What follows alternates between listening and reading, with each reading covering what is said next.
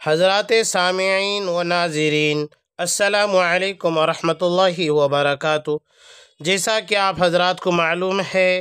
کہ مناظر اسلام ترجمان علماء دیوبند حضرت مولانا سید طاہر حسین صاحب گیاوی دامت برکاتہم پچھلے کئی سالوں سے بیمار چل رہے ہیں، جس کے لیے آپ کے چاہنے والے اور عقیدت رکھنے والے حضرات دعا وغیرہ کر رہے ہیں اور ملت اسلامیہ سے دعا وغیرہ کی درخواست و اپیل کر رہے ہیں۔ لیکن دوستو،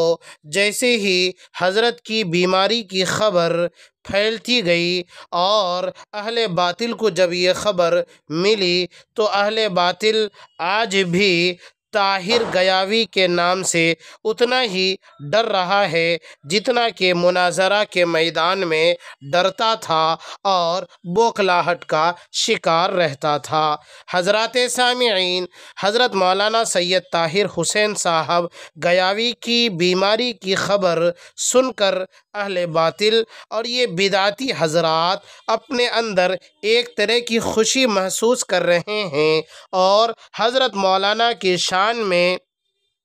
کچھ گستاخانہ اور نامناسب جملے لکھ رہے ہیں اور کہہ رہے ہیں اور اپنے آپس میں خوشی سے اچھل بھی رہے ہیں کہ مولانا سید طاہر حسین صاحب گیاوی ان دنوں بیمار چل رہے ہیں۔ میرے عزیز دوستو، یہ اہل باطل اور بدعتی حضرات خوش کیوں نہ ہو؟ انہیں معلوم ہے کہ یہ بندہ اگر صحت یاب ہو جائے گا تو پھر یہ بدعتی حضرات اپنی بدعت کو پھیلا نہیں پائیں گے اور یہ اہل باطل حضرات اپنے بطلان کا اظہار نہیں کر پائیں گے، چونکہ حضرت مولانا سید طاہر حسین صاحب گیاوی دامت برکاتہم نے اہل باطل کے بطلان کو اور بدعتی لوگوں کی بدعت کو ختم کر کے سنت اور حق کو زندہ کیا ہے، لوگوں کے سامنے سنت اور حق کو اجاگر کیا ہے۔